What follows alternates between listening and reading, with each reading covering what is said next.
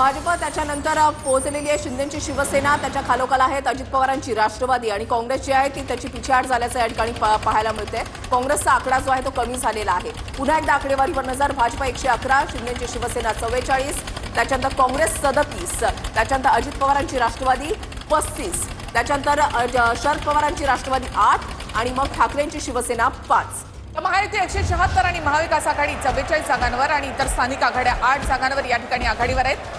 काही ठिकाणी अजून मतमोजणी सुरू झाली नाही। नंदुरबार आणि कराड या ठिकाणी अजूनही मतमोजणी सुरू झाली नाही। तर नागपूर जिल्ह्यामध्ये भाजप सगळ्याच ठिकाणी आघाडीवर आहे। नागपूर हा गड आहे भाजपचा आणि त्यामुळे देखील नागपूर जिल्ह्यामध्ये भाजपने सगळ्याच ठिकाणी आघाडी घेतली आहे। 15 नगर परिषद आणि 12 नगर पंचायतीसाठी या नागपूरमध्ये येतात आणि या ठिकाणी सर्वच ठिकाणी आता भाजप आघाडीवर आहे। मंगळूरपीर नगर परिषदेमध्ये दादांच्या राष्ट्रवादीचे उमेदवार हे सध्या आघाडीवर असल्याची माहिती मिळते। दादांच्या राष्ट्रवादीचे उमेदवार अशोक पर्लीकर हे सध्या आघाडीवर आहेत। तर महायुती 176 आणि महाविकास आघाडी 44 जागांवर या ठिकाणी आघाडीवर। मंगळूरपीर नगर परिषदेमध्ये दादांच्या राष्ट्रवादीचे उमेदवार अशोक हे आघाडीवर आहेत। इथे आपण पुन्हा एकदा आकडेवारी इथे पाहत आहोत। तर महायुती 176, महाविकास आघाडी 44 जागांवर या ठिकाणी आघाडीवर आहे। भाजप 99 वर पोहोचली, शिवसेना 43, राष्ट्रवादी 34, काँग्रेस 33। म्हणजे महायुतीमधले तीनही पक्ष सध्या 1, 2 आणि 3 क्रमांकावर या ठिकाणी पाहायला मिळत आहे। TV9 मराठीचे स्क्रीनवर लक्ष टाकलं तर एका ग्लान्समध्ये सर्व चित्र स्पष्ट होईल। इकडे नागपूरच्या रामटेकमध्ये शिंदे सेनेचे बिकेंद्र महाराज हे सध्या आघाडीवर असल्याची माहिती मिळते। रामटेकमध्ये शिंदे सेनेचे बिकेंद्र महाजन हे सध्या आघाडीवर आहेत। तर रामटेकमध्ये तसंही शिवसेनेचं वर्चस्व आहे। अशा वेळेला नागपूरच्या रामटेकमध्ये शिंदे सेनेचे महाजन हे आघाडीवर आहेत।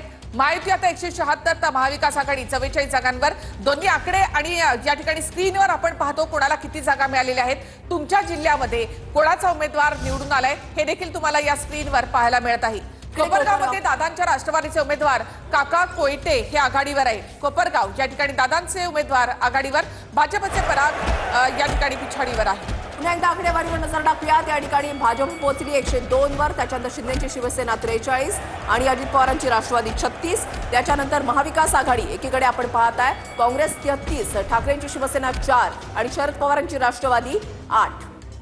महायुती 181 जागांवर तर महाविकास आघाडी 46 जागांवर, स्थानिक आघाड्या 8 जागांवर आहे। 235 जागांचे कल आपल्या आतापर्यंत हाती। वाशिममध्ये, मंगळूरपीरमध्ये दादांच्या एनसीपीचे उमेदवार या ठिकाणी आघाडीवर आहेत। भाजपचा उमेदवार या ठिकाणी पिछाडीवर गेला, अशोक पर्लीकर हे या ठिकाणी आघाडीवर आहे।